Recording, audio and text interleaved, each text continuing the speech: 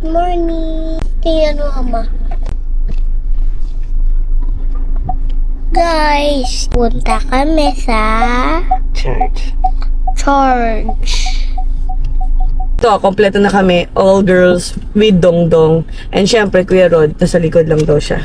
Yan, si Mama. And Mama is driving. Oh, maganda to harap. Ano na ba? What? What is... Go Dong, let's go. Pagal ni Ama.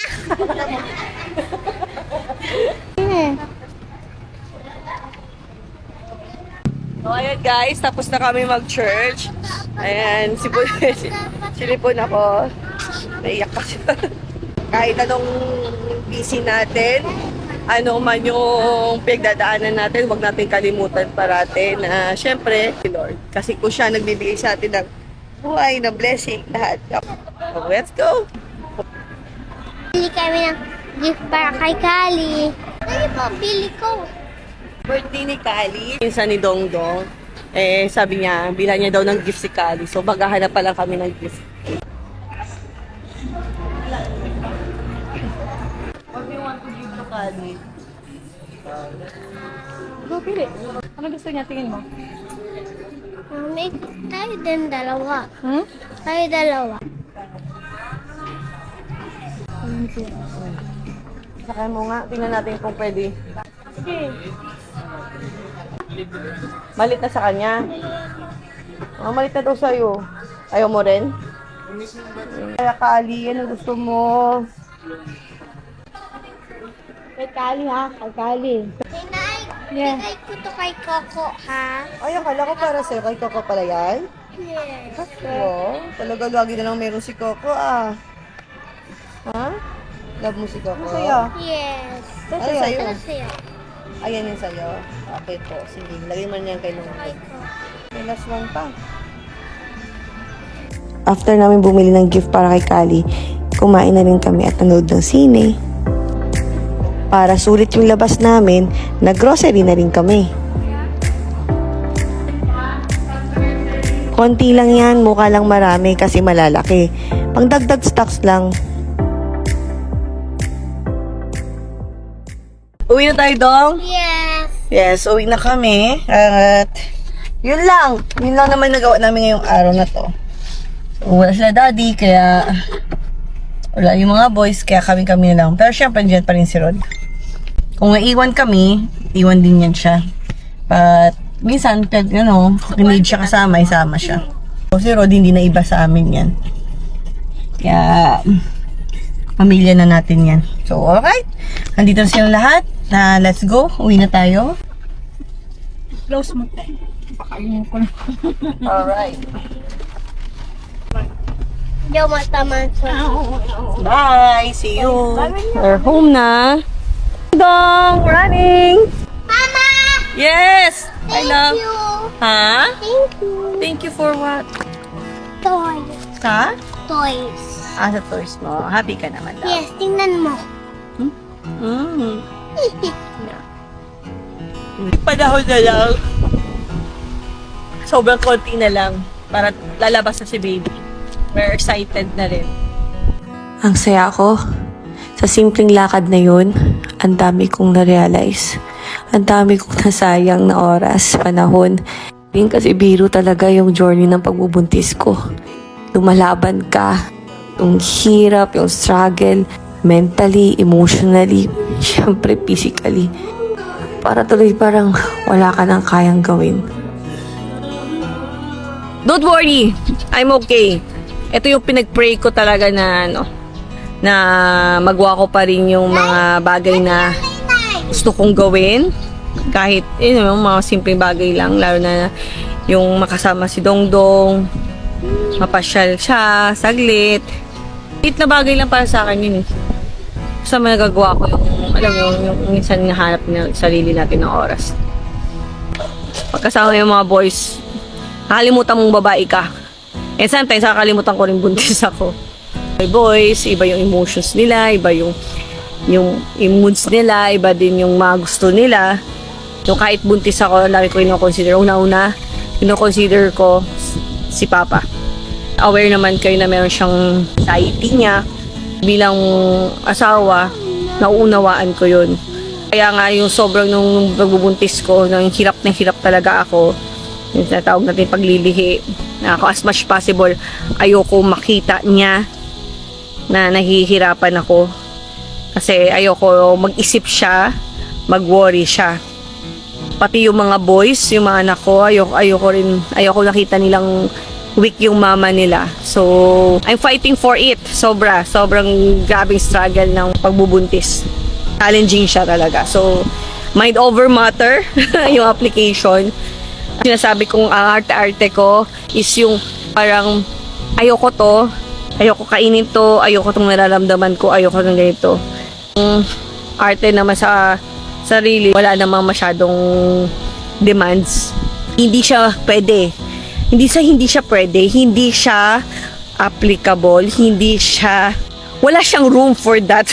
We're traveling, we're doing campings, adventure, so parang yun nga, hindi pwede yung may arte ka sa katawan, parang ganon. So, kung meron akong arte that time, yun lang siguro na hirap ako kasi nga yung sa food, kasi hindi siya kayang tanggapin ng sikmura ko, ng panlasa ko.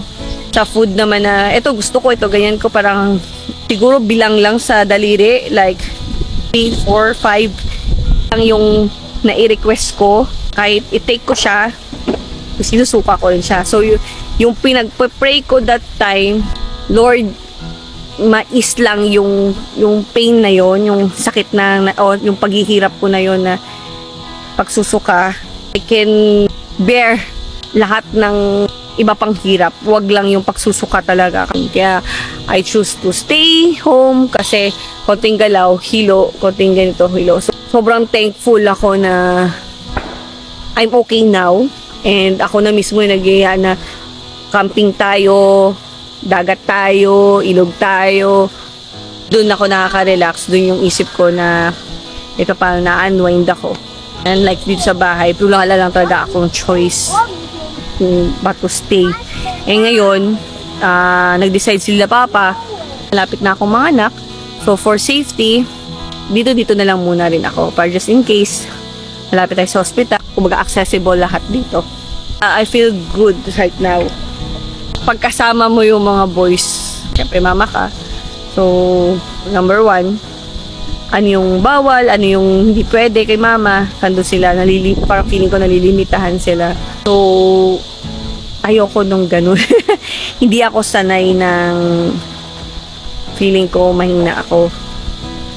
Feeling ko wala akong nagagawa. Feeling ko hindi ako nakakatulong. Pero kasi buntis man ako hindi, yun na talaga kasi ako. So, I always make sure na sa maliit na bagay, meron akong naambag at nararamdaman nila yung existence ko, yung love ko, kahit saan man sila. Heads up lang sa mabubuntis, sa magiging nanay at nagbubuntis ngayon. Kasi hindi naman talaga parehas talaga yung feelings, no? May iba na pwede natin compare na bakit siya wala naman siyang nararamdaman, nakakapagtrabaho naman siya, nakakapag siya. So sa akin, hindi ko naman ito naramdaman nung kay Teo, diba? Kasi syempre medyo young pa, malakas pa tayo. Nung kay Dongdong, hindi rin ganun kahirap. Tapos, ito ngayon. But as a mother, sa naging pinagdaanan ko, sasabi nila postpartum, hindi ko alam kung paano siya i-define sa sarili ko. Nanganak ako kay Dongdong. Ang daming challenges na dumaan sa buhay namin. Kung alam nyo naman yung nangyari, diba? That time, ayoko nang balikan pa. Pero doon ko nasabi na, Lord, walang puwang yung arte, yung postpartum na yan sa sitwasyon na meron kami. So parang eke-eke lang, parang talaga totoo pa ba yun? Diba? Pero I thank God for, you know, sabi nga diba sa word niya, I can do all things through Christ who strengthens me. So I thank God for strengthening me that time para kay Papa, para kay Dongdong that time na breastfeeding din ako, para kay Jeyo, Mafi at saka kay Joshua. You know, kinaya ko. Because I know, I believe God is with me. So, ngayon, I cannot contain yung feelings ko ngayon. Sobrang saya ko na kaya ko pa. Kanina nga sabi ni Mape, kaya mo pa ba as mag-drive? Sabi ko, yeah. Pag hindi ko kaya, nandyan naman ikaw, nandyan din si Rod. I just want to feel that I'm still can do things. Ayoko yung feeling ko na lalampa ako, feeling ko wala na akong kayang gawin just because ganyan. Nalilimitahan ako. Hindi naman ako yun eh. Subong na okay na ako. I want to do more things na hindi ko siya nagawa and enjoy yung pregnancy kong subong. Yun lang ang gusto ko may tabo kasi that time na parang busong ako. Ewan ko sa kahit hindi ka mo. Buntis ako. Hirap talaga ang naranasan ko. Hirap talaga. So, iyak. Nasuffer talaga. I don't want anyone to see me that way. Na sobrang feeling ko hina-hina ko. So, nagigilty ako pag nakikita ko ni Dongdong. Ayoko makita ako ni Papa. You know, para sa akin, mas importante sa akin yung nararamdaman niya kaysa nararamdaman ko. Kasi naiintindihan ko siya. Yun lang naman, naiintindihan ko siya. So, parang feeling ko kahit ma-hospital ako, parang kung that time na muntik na, in-offer sa akin ni Doc ma-hospital eh, parang no. Sabi ko nga sa iyo yan, okay? Paano ka makakakain? Alam mo sa sarili mo na hindi talaga okay. Ayaw ni daddy ng negative, ayaw ni daddy nakakata na may sakit, ayaw ni daddy may naririnig ng sakit, o something, o kahit ano na, anxiety siya, tapos lalo na, tapos doon mo pa siya dadalhin sa hospital, parang, what? Imbes na ako yung pasyente, baka siya po yung maging pasyente doon.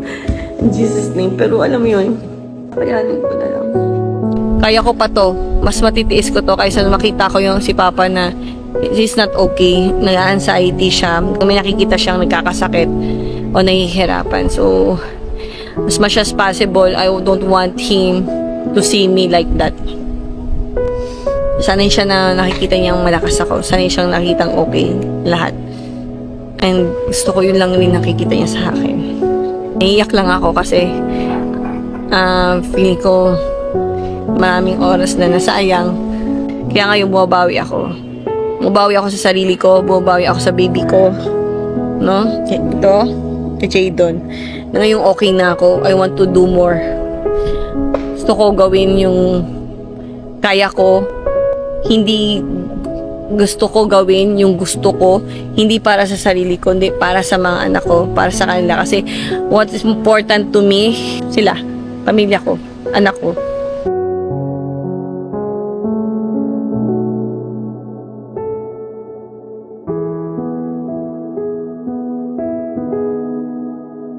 When you become a mother, yung mundo ko sila na. So, what makes them happy? Happy ako. Ano yung gusto nila, gusto ko rin. Yan lang. Masaya ako na tama ko si Mama, si Dongdong. Yan, sa simpleng araw na to. And I thank God na refresh na naman yung mind ko, yung heart ko sa Word of God. Importante yun eh. Kasi wala naman tayong ibang pwedeng kapitan kundi yung salita ng Diyos. Yun yung pwedeng siya magbibigay ng wisdom sa atin. Siya rin yung mag-guide sa atin. Siya rin yung sa lahat. I find peace. Remember, hindi natin kaya magmahal, mag-alaga, o magbigay kung tayo mismo sa sarili natin. Wala. Ubus tayo. So, una, feel yourself the love of the Lord. So, para buo ka. So, you can give love din. So, yun lang. Alam ka mo, see you again. Mwah.